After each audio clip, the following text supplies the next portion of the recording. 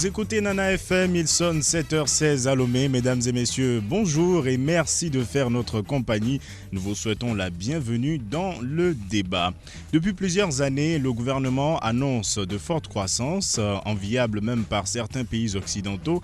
Avec le FMI, on tourne autour de 5% de croissance chaque année depuis quelques ans. Mais visiblement, seule la fonction publique, encore visiblement, en tire profit ou ressent les effets de cette croissance. Le secteur privé semble être laissé pour compte. Le SMIC reste à 35 000 francs et les salaires dans la plupart des cas tournent autour de 50, 60, 80 000 francs. Alors ce matin, nous nous interrogeons, la gestion économique telle que pratiquée au Togo est-elle au bénéfice des Togolais? Et pour en parler, nous sommes avec Nathaniel Olympio, président par intérim du Parti des Togolais. Bonjour Monsieur Olympio. Bonjour Monsieur Afano. Le débat se fera également avec vous, auditeurs, qui pouvez réagir dès maintenant via la page Facebook de Nana FM et dans une vingtaine de minutes par téléphone sur le 23, le 22, 52, 47, 79 ou le 91 09 71 71. Je reprends pour vous le 22, 52, 47 79 ou le 91 09 71 71. Avec Stan Teko à la mise en onde, je suis Antoine Afanou. La gestion économique du Togo est-elle faite au bénéfice des Togolais? C'est le thème du jour. Alors pour commencer, Nathaniel Olympio, la croissance économique a dépassé les 5% sur plusieurs années de suite au Togo. Pourquoi ne sent-on pas réellement, ou en tout cas vous en tant qu'acteur politique, sentez-vous les effets de cette croissance sur la vie des Togolais? Je pense que pour parler de croissance, il faut surtout s'attarder sur la manière dont cette croissance est structurée. Et qu'est-ce qui porte cette croissance? Et au Togo, c'est essentiellement une consommation assez vigoureuse d'une minorité privilégiée qui a accès à des biens d'équipement et un certain nombre de choses. Et il y a également un pan de l'agriculture qui a des récoltes assez favorables, qui participent d'une certaine manière à cette croissance. Et le troisième point essentiel qu'on peut noter, ce sont les investissements dans les infrastructures qui permettent de porter cette croissance-là. Donc ça, c'est la première chose qu'il faut remarquer. Et la question qui vient, c'est de se demander si cette croissance elle est réellement portée par une économie solide et qui permette d'avoir une stabilité dans la croissance et dans la durée également. Je vous signale que cette année d'ailleurs, le gouvernement tablait sur, je crois, 6% à peu près. Et aux dernières nouvelles, ça a été revu à la baisse et nous sommes autour de 5,3% qui est prévu. Donc nous avons une croissance qui est quand même assez fragile et qui ne marque pas une stabilité dans la durée. Alors, c'est vrai que nous avons noté tout à l'heure dans les facteurs qui portent cette croissance, les infrastructures. Justement, lorsqu'on voit des routes qui se construisent, il y en a qui sont réhabilitées, d'autres à l'abandon, mais il y en a quand même qui ont été réhabilitées. Est-ce que cela ne devrait pas soutenir un certain développement de l'économie, puisqu'on dit que le développement, la route du développement passe par le développement de la route? Oui, c'est vrai que le gouvernement a fait un certain nombre d'investissements dans des projets structurants, c'est-à-dire des projets qui devraient contribuer au développement et qui devraient créer une synergie de création de richesses autour de ces projets. On peut citer le port de Lomé, on peut citer l'aéroport également, il y a un certain nombre de routes, mais il y a quand même un problème qui se pose autour de ces projets structurants. Prenons le cas de l'aéroport par exemple. La nouvelle aérogare. Oui, l'aérogare plus précisément. Vous allez voir que dans cet aérogare-là, toutes les boutiques qui sont là, posez-vous la question à qui ça a été affecté. Qui sont les détenteurs de ces boutiques-là? Vous, les journalistes, allez regarder, vous allez vous rendre compte que c'est toujours autour des mêmes personnes que cela se passe et que les bénéficiaires de ces projets qui peuvent structurer un pan de l'économie, ça tourne toujours entre les mains des mêmes personnes. Vous allez voir le scandale de la route de Vaughan, qui était supposé être un axe qui va faciliter le convoi, le transport des marchandises, qui va permettre de dynamiser un peu l'ensemble de cette zone-là. Et c'est aussi un scandale d'État que nous sommes en train de vivre avec cette fameuse route qui, depuis des années, n'atteint pas ses objectifs. Bon, c'est vrai que récemment, le ministre nous a promis qu'avant la fin de l'année, le 31 décembre, tout sera fait. Il ne reste plus que 4 semaines. Je lui souhaite beaucoup de courage, ce qui n'a pas été fait pendant plusieurs années. Et s'ils arrivent à mettre ça en œuvre au bout de 4 semaines, eh bien, je pense que ce serait un tour de miracle. Donc, il y a ces projets structurants qui étaient supposés porter également la croissance. Malheureusement, ce n'est pas ce qu'on observe. Je vais citer le port. Le port qui a été, on nous a annoncé plus de 300 millions d'euros d'investissement pour la construction du troisième quai. Oui. Eh bien, en principe, et cela devait créer autour de ce pôle une activité intense, une activité qui soit nouvelle par rapport à l'apport de la densité de charges qui va être notée au port. Mais à quoi est-ce qu'on assiste? On assiste simplement à des départs d'entreprises du secteur portuaire, des délocalisations, des entreprises qui préfèrent quitter Lomé pour aller à Tema, quitter Lomé pour aller à Cotonou, parce que les entreprises ne fonctionnent pas dans un environnement serein, ne fonctionnent pas. Ces entreprises fonctionnent dans des environnements de stress fiscal. Il y a une pression telle que les entreprises n'ont plus l'environnement propice à leur épanouissement, à leur développement. D'ailleurs, si je me souviens bien, les semaines qui viennent de s'écouler, nous avons été informés du licenciement d'un certain nombre de salariés auprès de grandes entreprises qui opèrent dans le secteur portuaire. Alors que l'investissement qui a été opéré là-bas était de nature à structurer une économie autour du port. Aujourd'hui, nous n'avons plus cette activité dynamique qu'on observait, des gens qui se levaient le matin et allaient au port trouver de quoi vivre au quotidien. Mais là, est-ce que cela veut dire que le gouvernement cible mal ses investissements ou c'est l'environnement pour que les investissements soient porteurs qui fait défaut? Mais je pense qu'il n'y a pas une politique suffisamment sérieuse sur le plan économique pour accompagner ces investissements. Il ne suffit pas simplement d'investir pour que tout le reste prenne autour de ces pôles d'investissement. Il faut qu'il y ait un environnement qui soit approprié. Il faut que les entreprises soient dans un environnement de compétitivité. Tiens, tout à l'heure, quand je vous citais les facteurs qui portent cette croissance, je n'ai pas cité les entreprises, je n'ai pas cité l'industrie. Pourquoi ? Parce que nous sommes dans un pays où l'initiative privée n'est pas encouragée comme il se doit. C'est vrai qu'on incite les gens, on dit aux gens qu'il faut investir, il faut s'inscrire dans une démarche d'économie privée, mais les entrepreneurs qui s'engagent et qui investissent leurs ressources dans les entreprises se retrouvent dans un environnement qui n'est pas d'une concurrence saine. Il n'y a pas une liberté d'action des chefs d'entreprise. Vous allez voir qu'au Togo, on ne voit pas les grandes organisations de l'entreprise. On ne voit pas les organisations patronales s'exprimer, parler de leurs préoccupations et dire un peu de quoi leur économie a besoin pour être florissante. Tous ces gens-là, qui sont des acteurs importants de notre économie, ne peuvent pas s'exprimer par crainte, par je ne sais quelle pression ils ont, si bien que les gens n'évoluent pas dans un environnement de transparence et d'équité. Cela veut dire qu'investir dans les infrastructures en soi n'est pas une mauvaise chose, mais c'est l'accompagnement qui manque. Mais c'est ce que je dis, il faut qu'il y ait un cadre juridique qui sécurise les investissements. Et vous savez très bien que notre système judiciaire est gangréné par un certain nombre de magistrats qui étouffent l'ensemble des magistrats qui veulent faire du bon travail. Et tout cela n'est pas de nature à rassurer les investisseurs. Regardez un peu les pays qui sont à côté de nous. L'économie du Ghana est, je pense, 10 fois supérieure à celle du Togo. Le Bénin est beaucoup plus dynamique. Je ne parle même pas du Nigeria qui est à 2 pas de nous. Mais avons-nous une activité économique digne de ce nom avec ces pays-là ?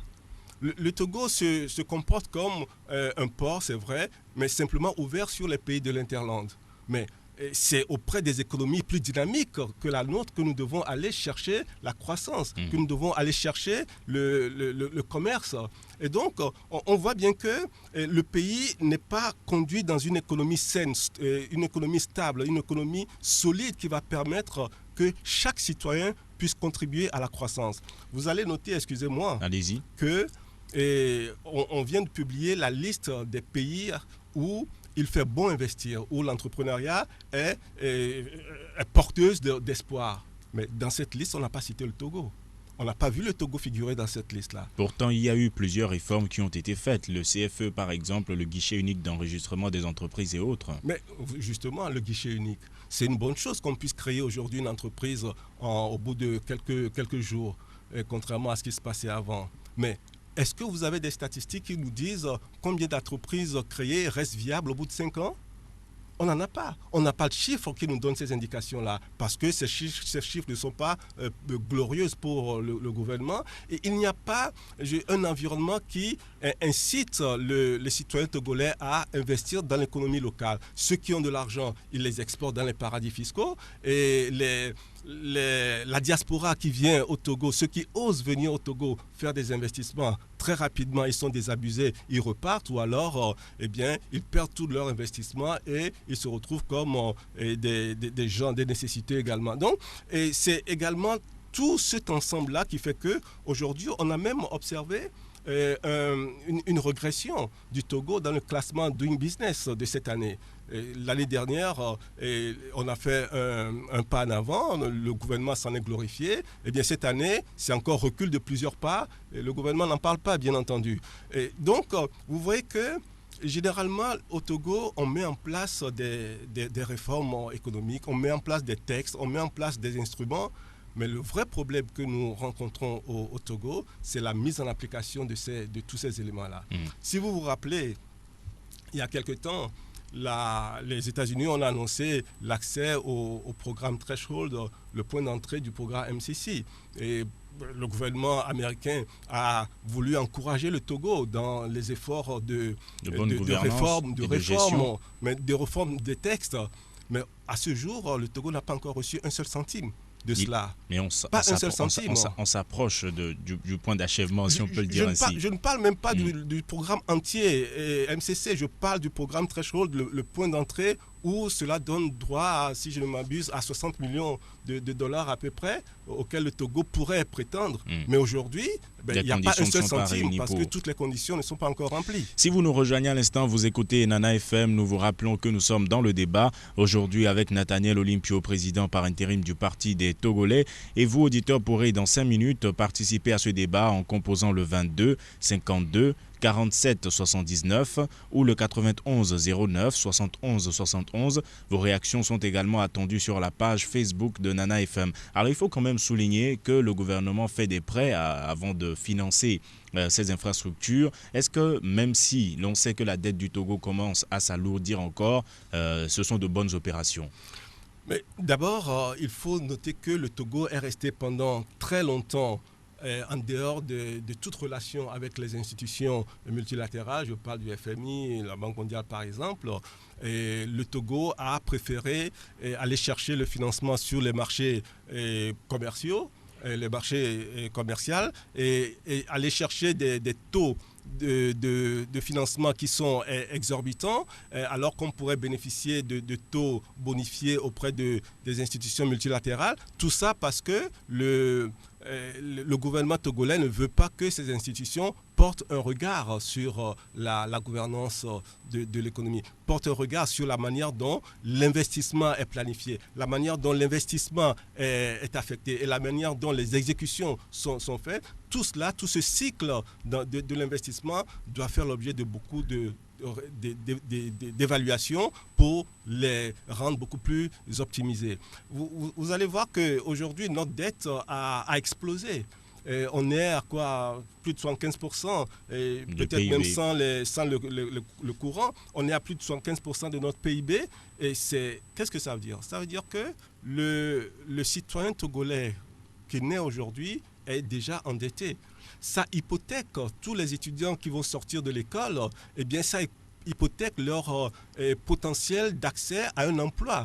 Parce que nous sommes déjà tellement endettés que nous n'avons plus de capacité d'investissement, nous n'avons plus de capacité de remboursement de ces crédits. Et quand le service de la dette va croître, eh bien, nous n'aurons plus cette capacité à produire de la richesse. Nous allons produire beaucoup de chômeurs, beaucoup de jeunes chômeurs qui sortent des établissements universitaires. Vous allez voir que la qualité de la croissance, d'abord, il nous faudrait une croissance autour de 10% pour que ça puisse commencer à être un peu perceptible. Et il nous faudrait également que cela soit porté par une structure solide de l'économie. Et il faut le taux, mais il faut aussi la qualité. Quel est l'impact de cette croissance sur les populations en matière de santé, en matière d'éducation? Bien, il faut que la structure interne même de cette croissance-là permette de garder la stabilité dans la durée et un haut niveau de cette croissance pour qu'on puisse commencer à avoir des effets sur le quotidien des Togolais. Nous restons toujours dans un environnement où le citoyen togolais est engagé dans des activités de survie au quotidien. Et d'ailleurs, ça a été très amplifié par les incendies de Kara et de Lomé et qui ont porté un coup sévère aux dames qui portaient l'économie à travers leur commerce et qui étaient des têtes de proue. Aujourd'hui, toutes ces dames-là ont été réduites à la misère et ça a accentué la pauvreté dans notre pays. Alors, la question est de savoir, est-ce que le Togo produit de la richesse ou le Togo n'arrive pas à en produire? Parce que sur la page Facebook de Nana FM, Samson dit qu'il y a quelques années, le président de la République a dit qu'il y a une minorité qui s'accapare des richesses du pays. Est-ce qu'on arrive à en produire mais que certains s'en apparent ou le Togo n'y arrive pas du tout? Non, le Togo est un pays qui a de grands potentiels. Et rien que le port que nous avons est un potentiel énorme dont dispose le pays. Et nos ressources minières constituent également un potentiel important. Il y a de la richesse au Togo. Il faut que l'on crée l'environnement qui permette de capitaliser sur cette richesse potentielle et travailler autour de ces richesses et créer effectivement de la richesse par le travail et par également l'apport de capitaux qui vont booster un peu l'ensemble de cette économie.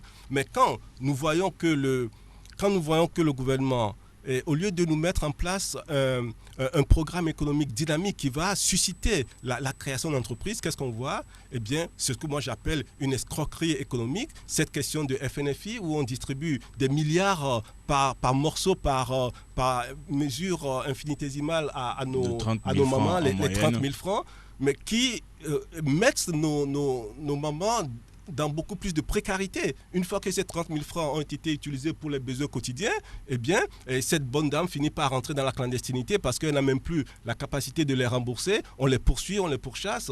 C'est une grosse escroquerie, cette question de FNFI. Et même si, à titre individuel, il y a quelques personnes qui ont pu en tirer bénéfice, mais d'une manière générale, dans l'évolution du niveau de chaque citoyen togolais, on est encore loin du compte. On n'a pas encore mis en place une politique économique qui rende la participation de chaque citoyen à la croissance effective et parce qu'il n'y a pas la volonté politique.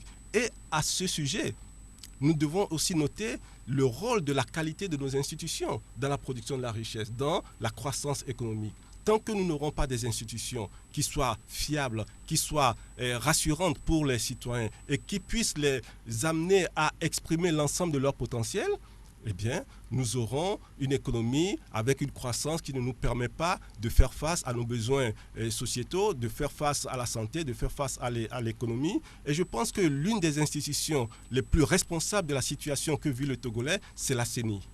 Parce que c'est par là que tout se passe, où on casse les voix des citoyens togolais, on manipule les chiffres. Vous pensez que ça joue sur l'économie également? Bien entendu, puisque les dirigeants qui sont issus de ces élections ne sont pas légitimes. Ils sont le fruit d'une manipulation de nos élections. Et ça reste l'avis d'un acteur politique. Mais c'est la réalité, et tout le monde le sait. Il ne faut pas cacher le soleil avec la main. Regardez, quand on a les élections, on va chercher un monsieur qui est à la retraite, grand spécialiste de manipulation, et à chaque fois, c'est lui qui vient faire son tour de passe-passe pour annoncer laborieusement que telle personne a gagné. Je pense que tant que le gouvernement ne va pas comprendre que nous devons avoir des institutions fiables qui vont permettre à chaque citoyen d'être libre et dans la liberté d'entreprendre, nous aurons toujours des difficultés à faire face à votre nos quotidien. 7h36 à l'écoute de Nana FM, nous sommes dans le débat et ce matin nous nous interrogeons, la gestion économique du Togo est-elle faite au bénéfice des Togolais? Et vous auditeurs pouvez composer le 22 52 47 79 ou le 91 09 71 71 pour participer à ce débat.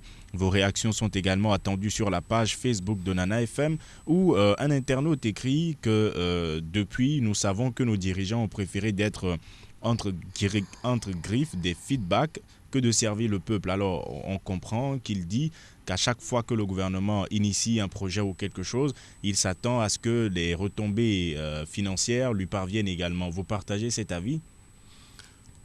Je pense que notre environnement est pollué par une corruption indicible. Et ça fait partie aussi des maux qui minent notre économie et qui ne laissent pas la possibilité aux gens de répondre de leur forfait. Il y a une certaine impunité, il faut le dire, qui fait qu'on n'a pas cette notion de reddition des comptes. On pose des actes, quand ce sont des actes malveillants, et c'est sans conséquence. Mais quand c'est comme ça, et pourquoi est-ce que les gens s'arrêteraient en si bon chemin? Nous allons prendre un premier auditeur en ligne. Allô? Oui, bonjour monsieur le journaliste. Bonjour, on vous appelle comment? Amouzovi. Amouzovi de Toko Solidarité. Allez-y, nous vous écoutons. Je salue l'invité. Bonjour. Bon, ce qui me tracasse, est-ce que 30 000 faire progresser quelqu'un en économie? Je ne crois pas. Les gars qui prennent pour distribuer à des milliers de personnes, qui prennent ces milliards-là, ils distribuent au moins à 10 millions par personne. Des jeunes, on les forme bien pour leur créer des emplois et autres. Est-ce que cela ne serait pas bénéfique pour le Togo? C'est parce que c'est déjà le chef de l'État que c'est une minorité seulement qui s'appelle du bien du pays. Ou bien? Merci. Nous vous disons merci également, M. Amouzovi, d'avoir participé à ce débat. M. Amouzovi dit qu'au lieu de distribuer des sommes de 30 000 francs à des dames ou des entrepreneurs, autant former des jeunes, leur donner 10 millions de francs, CFA par exemple, pour qu'ils puissent mettre sur pied des entreprises et embaucher à leur tour. Qu'est-ce que vous pensez de sa proposition? Oui, je crois que cette politique du FNFI est un mécanisme de renforcement du commerce de survie, simplement. Et ça pérennise le commerce de survie, ça ne permet aucunement à la société de s'épanouir, de se développer. En même temps, le gouvernement lui-même l'a reconnu. Il s'est dit que c'était pour leur permettre de subvenir à leurs besoins quotidiens. Oui, mais on survient à ces besoins quotidiens avec 30 000 francs au bout de 2-3 jours. Une semaine après, il n'y a plus de 30 000 francs. Et est-ce que le gouvernement va continuer perpétuellement à leur donner 3 000 francs, 30 000 francs? Non. Je pense qu'il faut que le gouvernement mette en place des outils, des instruments qui vont permettre à des jeunes de pouvoir s'engager dans des investissements et accompagnés par des mécanismes de garantie pour qu'ils puissent avoir accès aux prêts bancaires et accompagnés de centres d'incubation qui permettent aux génies créateurs de se libérer. Et c'est une politique de production et de renforcement de la productivité qu'il faut et non une politique de survie. Je pense que ça fait plusieurs années que le FNFI est en place. Il est temps que l'on mette à côté de ça, je ne dis pas de priver les femmes de leurs 30 000 francs. Si ça leur permet de faire quelques courses pendant 1 ou 2 semaines, c'est tant mieux. Mais il faut mettre à côté de ça des structures qui permettent à des entreprises de s'épanouir, de créer des centres d'incubation, de créer des services d'accompagnement, de gestion pour que les entreprises qui naissent et qui sont dirigées par des chaînes d'entreprises techniques puissent avoir le soutien de gestion commerciale qu'il faut pour que ces gens puissent progresser. Un autre auditeur en ligne, allô? Auditeur en ligne, allô? Le 22 52 47 79, auditeur en ligne, allô? Est-ce que nous l'avons toujours? Je pense qu'il y a un souci technique, nous n'arrivons pas à l'entendre. Alors, à côté du FNFI, puisqu'on en parle de plus en plus, il y a quand même d'autres institutions qui ont été mises en place, notamment l'ANPGF, et puis même avec le FNFI, il y a des montants de 300 000 francs qui ont été proposés à des jeunes en fin de formation pour ouvrir leur atelier. Ça sert à quelque chose?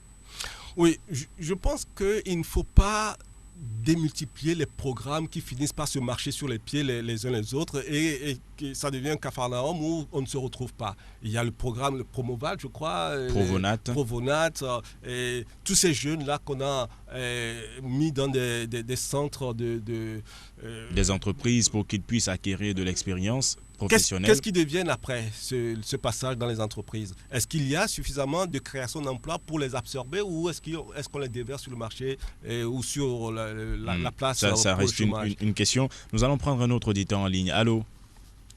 Auditeur en ligne, allô?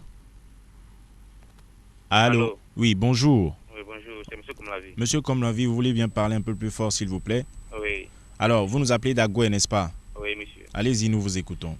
Oui, je pense que visiblement, lorsqu'on voit les actes ou les actions du gouvernement, ils ont la volonté de verser les biens de l'économie dans la population. Lorsqu'on voit les prêts à accorder ou bien les projets financés pour les jeunes et les FFI installés ainsi ici ou par là, on pense que le gouvernement a la volonté de faire. Mais il y a aussi la corruption qui est devenue générale dans le monde entier. Il y a toujours des prévus dans le système qui veulent saboter la volonté du gouvernement de faire développer la société togolaise. Sinon, la volonté, on pense que c'est visible. Chaque fois qu'on initie des choses pour la population, même au bas fond de la population, on va même dans le ferme pour donner au moins quelque chose pour que la population commence à mener une activité économique pour survivre. Alors, monsieur Komlanvi, oui, monsieur. C'est vrai, vous le dites, il y a la volonté, mais est-ce que la volonté passe par le meilleur des moyens ou le bon moyen pour que la population puisse s'en sortir?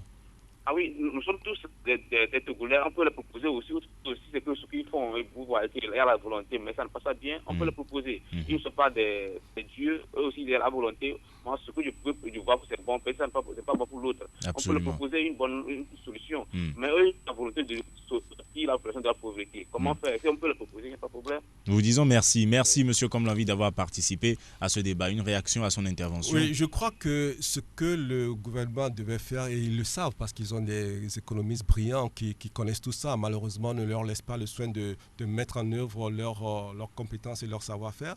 Il faut d'abord redonner aux entreprises la vraie liberté d'entreprendre et les accompagner avec des mesures incitatives. Et nous devons avoir une politique fiscale qui ne soit pas une politique fiscale de pression, d'angoisse pour les chefs d'entreprise ou même d'instruments de règlement de comptes. Est-ce que cela veut dire que le gouvernement devrait aller vers un certain libéralisme entrepreneurial? Vous pensez qu'on devrait agir beaucoup plus sur les entreprises? Non. Et il ne s'agit pas d'agir sur les entreprises. Il faut que les entreprises puissent rentrer dans une compétition qui soit saine. Et il faut que nous puissions avoir un environnement. Et ça, c'est la responsabilité du gouvernement. Que nous ayons un environnement propice à cette concurrence-là. Et que la protection juridique de l'entrepreneur et de son investissement soit garantie. Et que tout cela se fasse dans le respect des règles qui sont établies, que l'on n'ait plus de passe-droit, que l'on ne privilégie pas des entreprises dans un monopole qui fait que les coûts de facteurs de production deviennent exorbitants. La télécommunication, c'est extraordinairement cher au Togo. Les transports, les coûts l'électricité, n'en parlons pas. Donc les coûts de facteurs de production sont tellement élevés que, il y a extrêmement peu d'entreprises qui peuvent résister à cette pression. Et quand on ajoute la dimension fiscale à la chose, et ça devient catastrophique pour les entreprises. Des entreprises développées, vous pensez que cela servira également à toucher les femmes qui sont dans les zones rurales et qui parfois se contentent de ces sommes qu'on leur remet pour des activités journalières? Mais quand il y a une forte activité dans le pays, que les entreprises sont dynamiques, ça crée de l'emploi. quand ça crée de l'emploi, ça veut dire que les gens deviennent des salariés, ils peuvent avoir des salaires corrects à la fin du mois et les familles qui sont derrière peuvent être traitées avec un peu plus de décence. La santé également va pouvoir être améliorée parce que ces économies qui sont prospères, ces entreprises qui sont prospères vont payer des impôts, l'impôt juste qu'il faut. Et il faudra que cette croissance que ça va produire puisse maintenant être réinjectée dans les actions de dimension sociétale et que on ait une santé qui soit meilleure, on ait une éducation qui soit améliorée. Et c'est l'entreprise qui est le cœur, qui est la machine qui produit de la richesse. Mais si on ne donne pas le soin à l'entreprise de fournir le maximum de son potentiel, eh bien, nous allons toujours être dans des environnements où le secteur minier est complètement, je dirais, ne participe pas comme il se doit à la croissance. Et c'est plutôt des scandales, c'est plutôt des drames, c'est plutôt des passe-droits. Tout cela n'est pas de nature à booster notre croissance comme il faut. Alors, les ressources minières, justement, Marcel Chalman, sur la page Facebook de Nana FM, dit que l'économie togolaise est très mal gérée. À ce jour, nous ne savons pas exactement les richesses naturelles dont nous disposons, combien nous pouvons produire en interne, combien nous dépensons concrètement, quelles sont les aides dont nous bénéficions, quels sont les montants des emprunts, autant d'obscurité dans la gestion et cela nous fait dire qu'elle n'est jamais faite au bénéfice du peuple togolais. Je pense que cet internaute retrace ce que tous les Togolais savent. Il y a une opacité dans la gestion des choses. Et les chiffres qui sont publiés par le gouvernement et publiés par les organisations internationales, l'ITE, etc., sont toujours en décalage. Et donc, c'est cette impression que nous avons qu'il y a certaines entreprises qui n'ont pas besoin de respecter les règles et d'autres pour lesquelles on applique les règles de manière outrancière au point de les asphyxier. Et tout cela ne permet pas d'avoir ne donne pas aux gens la latitude d'être bien productifs, d'être plus dynamiques dans leur entreprise et d'avoir une compétition saine. C'est surtout ça, une compétition qui soit saine, qu'on ne se retrouve pas dans des situations de monopole de fait où les marchés captifs sont au bénéfice d'un certain nombre de personnes. Et vous allez vous rappeler récemment à cette question de ciment de Dangote qui est venu au Togo et qui était supposé être vendu à 66 000 francs ou quelque chose comme ça et à qui on a imposé le prix de 81 000 francs. Et on ne peut pas imposer 81 000 francs à Dangote alors que nous sommes dans un espace CEDEAO. Bien sûr, les cimentiers togolais vont dire qu'ils ont investi, ils ont fait des investissements, donc il faut qu'ils aient un retour sur investissement, soit. Mais nous sommes dans un espace communautaire où la concurrence, justement, doit être libre pour que les gens qui investissent doivent avoir des processus et des systèmes de production qui leur permettent d'être compétitifs. Et on ne peut pas comprendre que les gens qui viennent de l'espace CEDEAO, on les empêche de pratiquer les prix qu'ils estiment corrects pour la rentabilité de leurs affaires. Ça sont des choses que le gouvernement aura du mal à expliquer aux Togolais pour que le Togolais comprenne. Alors, la gouvernance axée un peu sur les entreprises, plusieurs pays l'ont expérimenté. Le résultat aujourd'hui, c'est que les inégalités se sont creusées. Les riches sont devenus plus riches, les pauvres sont devenus plus pauvres. Dans certains pays, le plus bas salaire dans une entreprise, s'il est de 1 000 francs, le patron gagne 600 000 francs, c'est-à-dire 600 fois plus que le plus bas salaire. Comment est-ce que vous l'expliquez ? Oui, c'est ce que nous disions tout à l'heure. C'est d'abord la mauvaise gouvernance économique, c'est aussi la corruption et tout cela ne favorise pas la réduction des inégalités. Et il faut donc que nous puissions investir dans le social, il faut investir dans le développement social pour que l'être humain redevienne le centre des préoccupations du gouvernement. Il faut augmenter le capital humain, c'est-à-dire donner de la compétence aux gens pour que ces gens, en retour, deviennent des acteurs de production et qui vont permettre aussi à l'économie de fleurir. Et il faut que nous rentrions dans un cercle vertueux et qui est de donner un capital humain, renforcer la compétence des jeunes, une formation dynamique, et derrière, ces personnes vont pouvoir être des acteurs et produire également de la richesse. Et c'est ça qui va permettre que nous ayons une réduction des inégalités entre les différents pôles, où nous avons une minorité, une grande majorité qui s'appauvrit toujours. Et c'est ce que nous indique l'indice de Gini, qui montre que l'écart entre les riches et les pauvres ne fait que s'accroître depuis ces dernières années. Depuis ces 4-5 ans, l'indice de Gini ne fait que croître, matérialisant cet appauvrissement davantage des plus pauvres et l'enrichissement excessif des plus riches. Et nous devons casser cette trappe à pauvreté pour que le citoyen togolais retrouve une certaine dignité dans sa vie et sorte de cette misère qui caractérise le citoyen. Sur la page Facebook de Nana FM, Bernabé Sidoufio dit que si le Togolais méconnaît la comptabilité réelle des recettes fiscales, douanières et les dépenses de l'État, comment pourra-t-il en bénéficier? Est-ce que cela veut dire que le Togolais lui-même doit faire un effort d'aller aux informations avec la société civile, par exemple, et ce que font les médias, mettre un peu plus de pression pour la retransmission des débats à l'Assemblée nationale, par exemple, ce qui est réclamé depuis des années? Qu'est-ce que vous en pensez? Oui, et il ne s'agit pas de demander à tous les citoyens togolais de devenir des économistes pour surveiller l'action du gouvernement. Mais nous devons aussi avoir un gouvernement qui donne la possibilité aux citoyens d'avoir un regard sur ce que font les personnes à qui nous confions des responsabilités, que ce soit au niveau gouvernemental ou au niveau de la gestion de nos entreprises d'État. Et aujourd'hui, il y a une opacité. On ne sait pas. Vous prenez un ministre qui voyage et personne au Togo n'est capable de dire combien ça a coûté aux contribuables.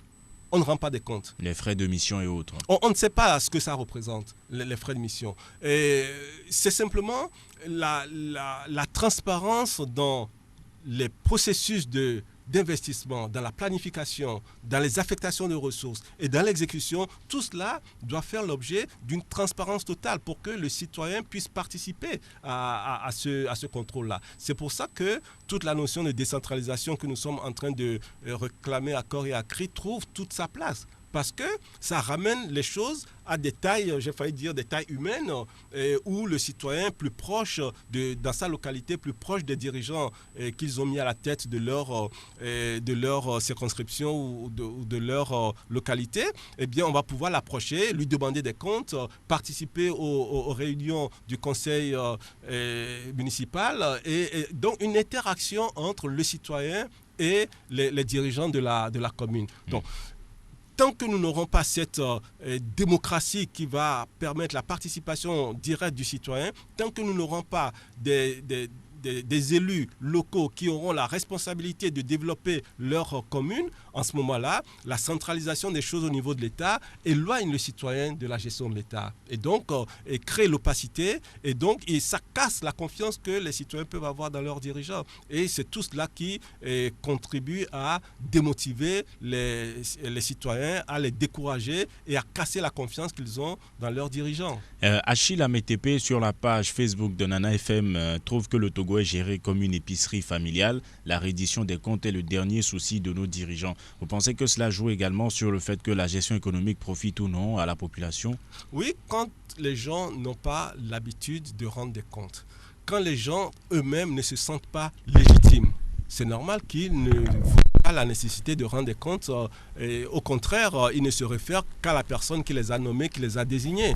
C'est pour ça que nous disons que le fait d'avoir des élections qui ne soient pas des élections transparentes, des élections réalisées dans des conditions d'équité, ça casse la légitimité et donc ça casse le pouvoir réel dont peut disposer celui qui est à la tête. C'est pour ça que la décentralisation est un passage incontournable. Le gouvernement peut faire des tergiversations, il peut faire les pieds des mains pour ne pas nous donner la feuille de route parce que nous sommes toujours dans l'opacité. Même si on nous annonce un séminaire ou une rencontre sur la décentralisation le mois de décembre, là, personne n'a une visibilité de ce qu'ils veulent faire.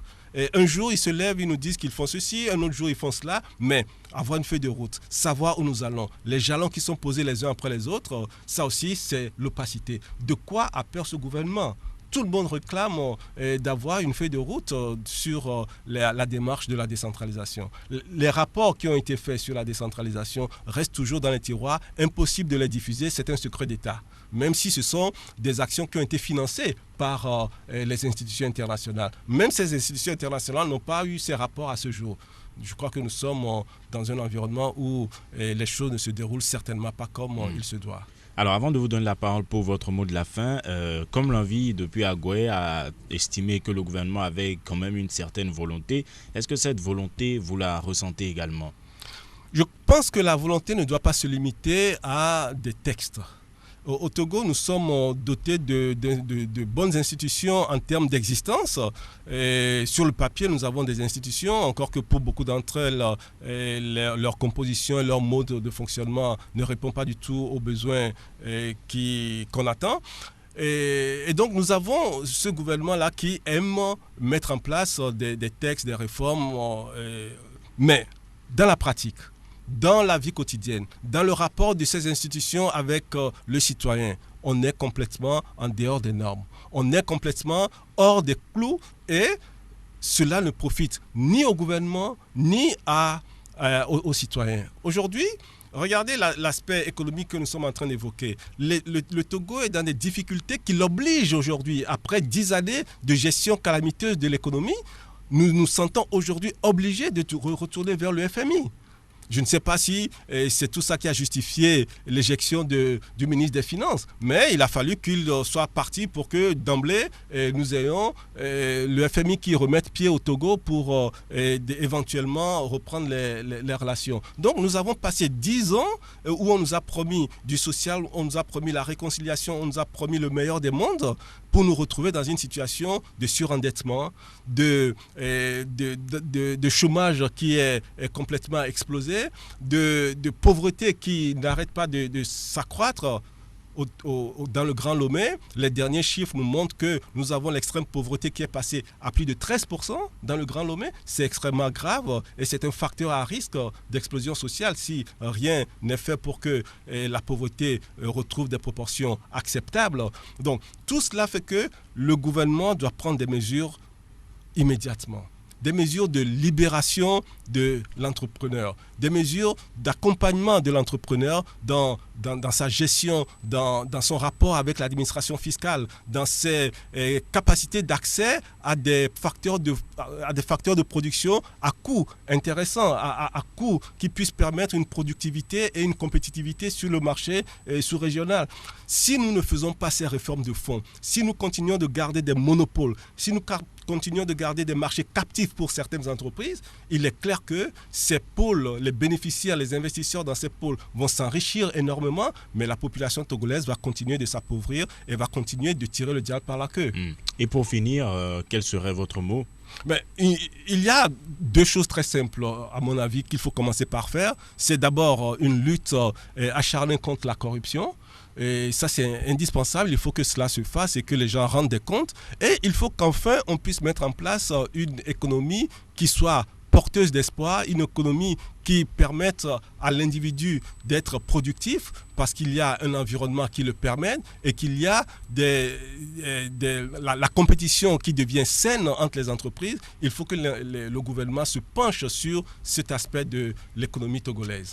Nous disons merci Nathaniel Olympio d'avoir accepté notre invitation. Je rappelle que vous êtes le président par intérim du Parti des Togolais. Ce débat ainsi s'achève. Merci à vous auditeurs de l'avoir suivi. Stan Teko était à la mise en onde. Je suis Antoine Afanou. Dans quelques instants, vous retrouvez Ornella dans l'été pour les avis et communiqués. Elle sera suivie à 8h30 par Emek Bocho et Nona Malihonou dans l'actualité en Mina. Le journal français à partir de midi avec Yacinthe Boulejro. Je suis Antoine Afanou. Nous vous souhaitons une excellente journée en compagnie de votre radio. Merci.